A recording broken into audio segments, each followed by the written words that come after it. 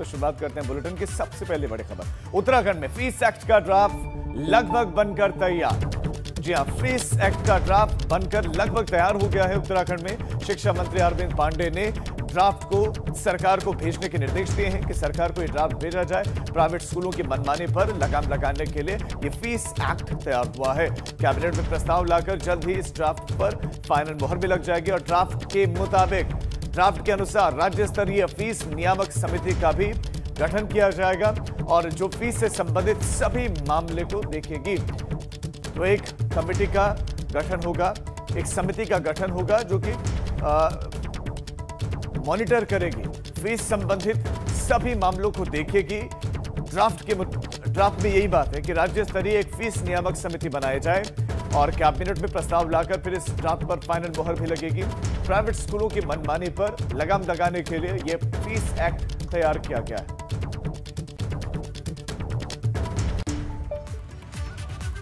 देहरादून से इस वक्त की बड़ी खबर। राज्य में उपनल कर्मचारियों का वेतन सैलरी बढ़ सकती है। राज्य में उपनल कर्मचारियों का वेतन बढ़ सकता है और कैबिनेट के सब कमेटी की बैठक में यह सहमति बन गई है। उपनल विभाग से संभावित बढ़ोतरी के लिए प्रस्ताव मांगा गया है।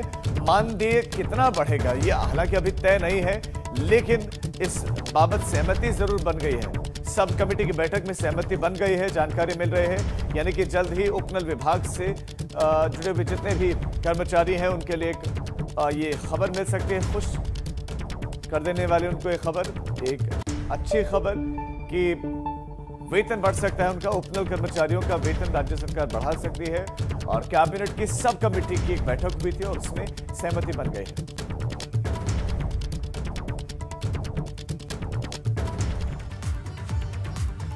और अब बात करते हैं जोशीमठ की, जहां पर बारिश के बाद से दिक्कतें कम होने का नाम नहीं ले रही। यहां पर नेशनल हाईवे पर फंसे हुए लोगों को बाहर निकालने के लिए जेसीबी मशीन तक का सहारा लेना पड़ रहा है।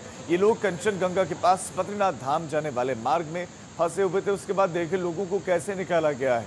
ये जो नाला है सड़क के ऊपर से बहने लगा, तेज बहने लगा, लोग दूसरी तरफ फंस गए। तो ऐसे में जेसीबी की मदद से इन लोगों को सड़क के दूसरे पार पहुंचा गया। बारिश में जो बरसाती नाले हैं वो उफान पर, गदेरे जिनको कहते हैं स्थानीय भाषा में, वो उफान पर आ जाते हैं। ऐसे में छोटा सा गदेरा पार करना भी मुश्किल हो जाता है। कई लोगों की जिंदगियां इसीलिए खत्म हो जाती थी, उनको लगता है कि एक छोटे से गदेरे को वो आराम से पार कर लेंगे, लेकिन ऐसा होता नहीं है। बहाव इतना तेज होता है, पत्थर साथ में बहते हैं कि आदमी का बचना मुश्किल हो जाता है। ऐसे में रेस्क्यू जो किया है वो जेसीबी की मदद से किया गया है। अगली खबर जोशीमठ से है। यहाँ हेलंग उर्गम मोटर मार्ग बीते 7 दिनों से बंद है और 1 दर्जन से ज्यादा गांव के लोगों को परेशानियां हो रही, दिक्कतें हो रही हैं। आवाजाही में परेशानियां हैं लोगों के समक्ष। अब दर्जनों गांव में खाद्य संकट गहराने लगा है। लोग खतरनाक पैदल मार्ग से जान जोखिम में डालकर सफर करने को मजबूर हैं। अब ये मोटर मार्ग खुलने में 10 से 15 दिन का समय लग सकता है। ऐसे में लोगों को अब जरूरी सामान चाहिए, घर में राशन पानी चाहिए। ऐसे में लोगों को बाजार तक आने के लिए खतरनाक रास्तों से आवाजाही करनी पड़ रही है। ये हालात है। हेलंग उर्गम मोटर मार्ग 7 दिनों से बंद है। जोशीमठ की तस्वीरें हैं। मार्ग की हालत क्या है तो आप देख सकते हैं। ये दशा है मार्ग की। आवाजाही बहुत मुश्किल हो गई है। जो गांव की पगडंडियां हैं वो तक टूट गए हैं भूस्खलन की वजह से। देहरादून से खबर। सीएम तीरथ सिंह रावत आज के कार्यक्रमों में हिस्सा लेंगे। डॉक्टर श्यामा प्रसाद मुखर्जी बलिदान दिवस के कार्यक्रम में मुख्यमंत्री को जाना है और यूपीईएस स्कूल फॉर लाइफ की सोशल इंटर्नशिप सृजन का भी वर्चुअल शुभारंभ मुख्यमंत्री को करना है। 82 जल विद्युत परियोजनाओं को लेकर मुख्यमंत्री को बैठक करनी है। लोहारी गांव के प्रभावितों के पुनर्वास पुनर्स्थापना के संबंध में भी मुख्यमंत्री एक बैठक करने वाले। 82 जल विद्युत परियोजना को लेकर भी सीएम को बैठक करनी है। कई कार्यक्रमों में मुख्यमंत्री आज हिस्सा लेंगे। डॉक्टर श्यामा प्रसाद मुखर्जी बलिदान दिवस का एक कार्यक्रम रखा गया है, उस कार्यक्रम में भी मुख्यमंत्री को हिस्सा लेना है। फिर यूपीएस स्कूल में कार्यक्रम है, शुभारंभ वर्चुअली मुख्यमंत्री को करना है। तो ये मुख्यमंत्री के कार्यक्रम।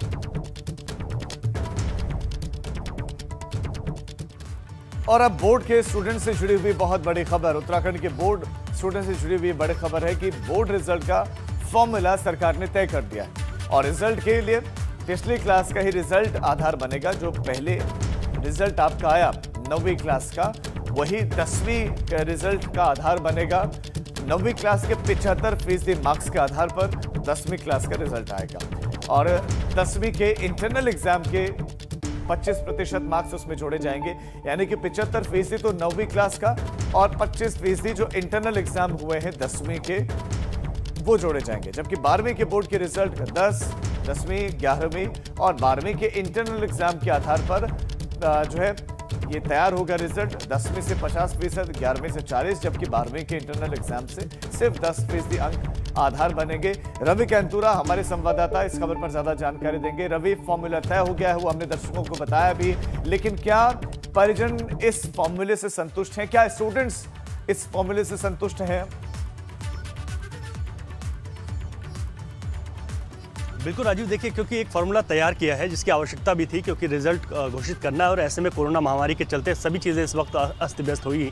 तो ऐसे में अब जो एक फॉर्मेट तैयार किया गया है, एक शिक्षा विभाग की तरफ से तैयार किया गया है और इसको जो है शिक्षा मंत्री को भी ये फॉर्मेट दिखा दिया गया है और उनकी भी इस पर जो है लगभग एक कहीं ना कहीं एक सहमति बन गई है। लेकिन शासन की तरफ से एक जियो अभी इस पर जारी होना है और जिसके बाद इस पर एक फाइनल मोहर हम कह सकते हैं। लेकिन अभी तक जो फॉर्मेट तैयार किया गया है शिक्षा विभाग के द्वारा, वो इसी फॉर्मेट के आधार पर अब रिजल्ट जो है बच्चों का घोषित किया जाएगा।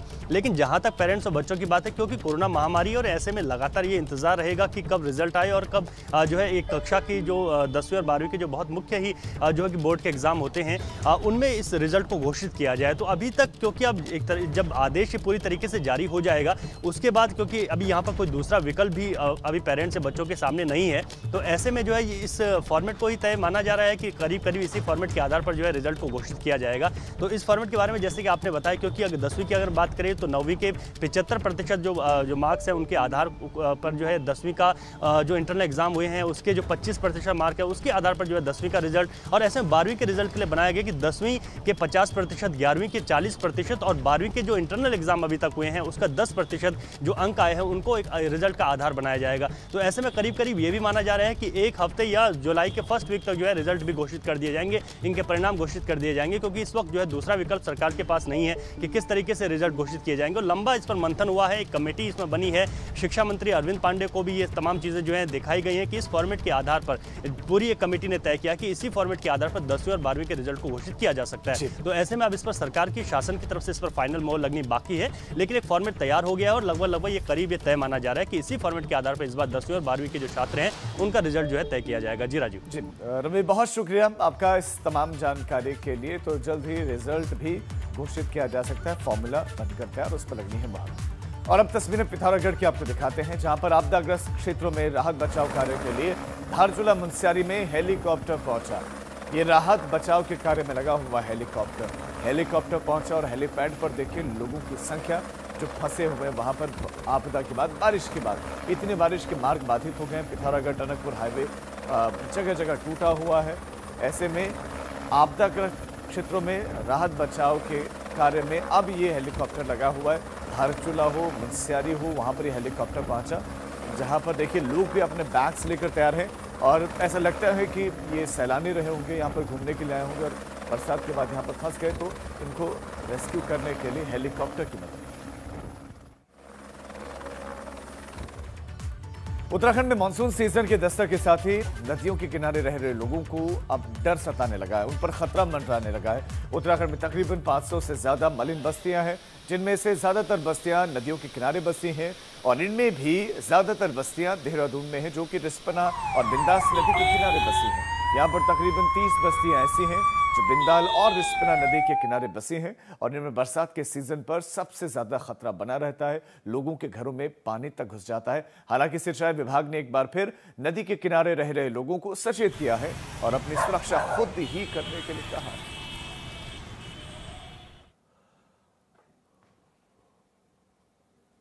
उत्तराखंड में मानसून सीजन के दौरान तमाम नदियां विकराल रूप में रहती हैं, जिस वजह से नदियों के किनारे रहने वाले लोगों को खतरा बन जाता है। इस वक्त मैं देहरादून की रिस्पना नदी में हूं। यहां दो नदियां हैं जो प्रमुख रूप से बरसात के दौरान बहुत ही विकराल रूप में बहती हैं, एक रिस्पना और दूसरी बिंदाल। ये रिस्पना नदी का नज़ारा है। आप देख रहे हैं कि किस तरह से नदी के बिल्कुल किनारे पर मकान बने हुए हैं, और जब बरसात का सीज़न होता है, बहुत भयंकर बारिश होती है, तो ये नदी अपने विकराल रूप में रहती है और बहुत ज़्यादा तेज बहाव के साथ ही नदी बहती है, और जिससे ये जो तमाम मकान बने हुए हैं उन पर जान मान का खतरा बन जाता है। इससे पहले भी कई बार ऐसी स्थिति बन चुकी है। यहाँ पर कई तरह की दुर्घटनाएं घट चुकी हैं, और हालांकि जिला प्रशासन मानसून सीजन के दौरान इन तमाम मकानों में रहने वाले लोगों को आगाह भी करता है और ये चेतावनी भी देता है कि आप यहाँ से हटकर किसी सुरक्षित स्थान पर चले जाएँ। लेकिन देखिए, मानसून की शुरुआत हो गई है, उसके बावजूद भी ये लोग यहीं रह रहे हैं। हालांकि प्रशासन की भी इसमें बड़ी चूक है, क्योंकि प्रशासन सख्ती से इन पर कार्रवाई नहीं करता है कि इन लोगों को यहाँ से दूसरे स्थान पर भेजा जाए।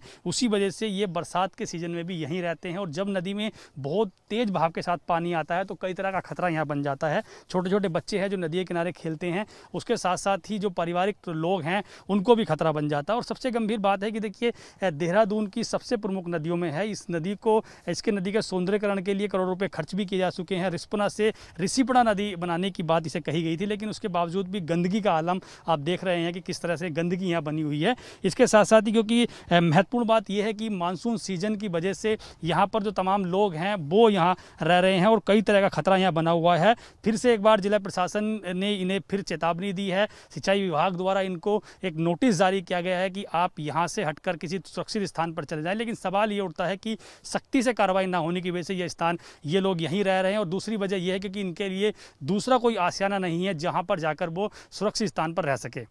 देहरादून से अपने सहयोगी संजय कुमार के साथ पंकज राणा, एबीपी गंगा। कॉलोनी में पानी भरने की संभावनाएं रहती हैं, और पूर्व में भी ये देखा गया है कि रिस्पना, बिंदाल, दुल्हनी, यहाँ तक कि नाला पानी में भी जो है इन नदियों से काफ़ी लोगों को नुकसान हुआ। तो मानसून से पहले एक सूचना जारी की जाती जैसे, ताकि लोग अपने आप सचेत हो जाएं, जिनके घरों में पूर्व में पानी आया है, नुकसान हुआ है, तो वो अपनी एक तरह से सुरक्षा बना ले, जिससे क्या है कि आगे उनको ज़्यादा नुकसान ना हो। तो एक जनहित में एक सूचना अधिशासी अभियंता साहब ने इसमें डलवाई है। देहरादून से ही खबर, पर्यटन कारोबारियों को मिलने वाली मदद शासन में अटक गई है।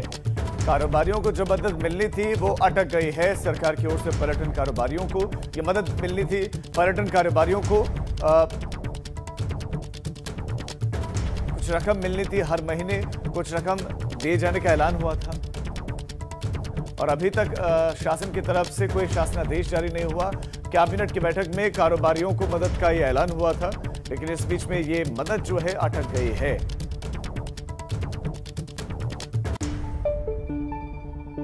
कारोबारी लगातार मांग कर रहे थे, क्योंकि लॉकडाउन की वजह से, उसके बाद जो पाबंदियां लगी हैं, उन पाबंदियों की वजह से उनके पर्यटन पर, उनके कारोबार पर बड़ा बुरा असर पड़ा है, क्योंकि पर्यटक उत्तराखंड नहीं आ रहे हैं। और इस बीच में आपको बता दें कि जो मदद कारोबारियों को मिलनी थी वो शासन में अटक गई है, और ये मदद 2,500 रुपए है। पर्यटन कारोबारियों को हर महीने 2,500 रुपए देने का ऐलान हुआ था कि ये मदद आपको दी जाएगी, लेकिन ये मदद अटक गई है।